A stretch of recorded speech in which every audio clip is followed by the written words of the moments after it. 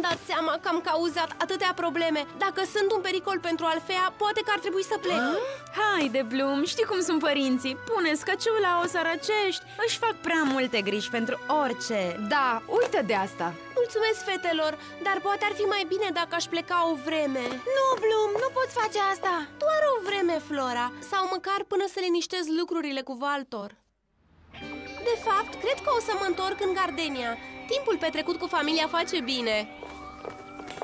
Nu-ți cer altceva, doar să-mi fii alătura.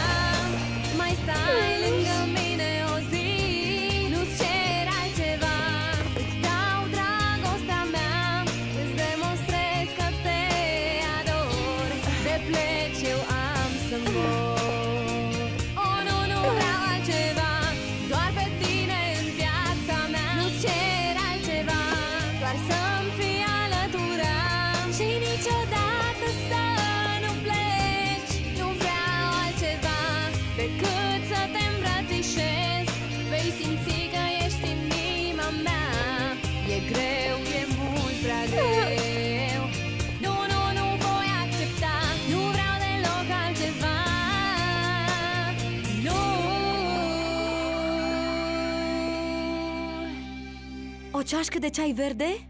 Chiar merită să încerci. E bun, nu-i așa? Foarte bun. Draga mea, știu cum te simți despre tot ce s-a întâmplat cu Sky. Poate ar trebui să vorbești cu el și să încerci să înțelegi. O iubește pe Diaspro. A iubit-o dintotdeauna și pe mine m-a păcălit tot timpul. Ce mai e de înțeles? Cred că a fost foarte clar. Dar poate dacă afli motivul, te vei simți mai bine.